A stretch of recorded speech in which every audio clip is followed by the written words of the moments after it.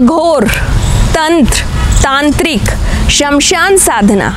जी हाँ, आज का हमारा ये विषय है।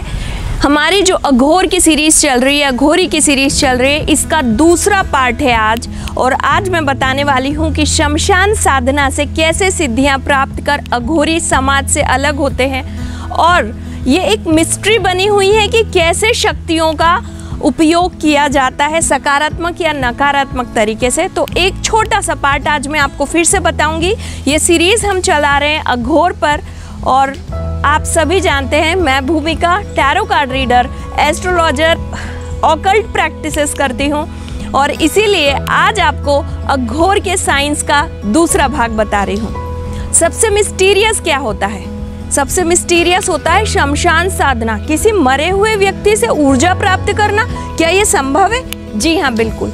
जिस तरह से हमारा पूरा शरीर 5 तत्वों से बना हुआ है, इन 5 तत्वों के अधीन होने से हमारे शरीर में एक खास बात ये है कि जब प्राण निकल जाते हैं, ये शरीर शव हो जाता है, और शव शिव की साधना का सबसे बड़ा माध्यम माना जाता है तांत्रिक विज्ञान में, अघोर में, अघोरियों में।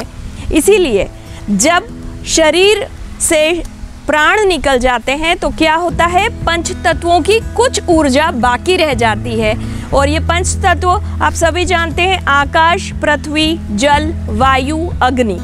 इन तत्वों के कुछ पार्ट के रहने से मरे हुए शरीर में भी ऊर्जा बनी रहती है, और इस ऊर्जा को तांत्रिक अपनी शक्तियों को बढ़ाने के लिए उपयोग करते हैं।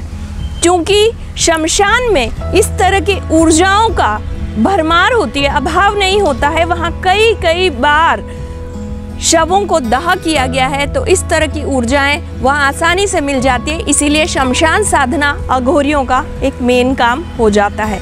और जब वे ये शक्तियाँ प्राप्त करते हैं अपनी ऊर्जा को बढ़ाने के लिए, तो इन साधनाओं को लगातार करने से असीमित शक्तियाँ प्राप्त करके इंसान से, मानव की शक्तियों से एक कदम आगे बढ़ जाते हैं। हालांकि वो भी इंसान ही होते हैं, लेकिन ये उनका एक अगला स्टेप हो जाता है शक्तियाँ प्राप्त करने के बाद।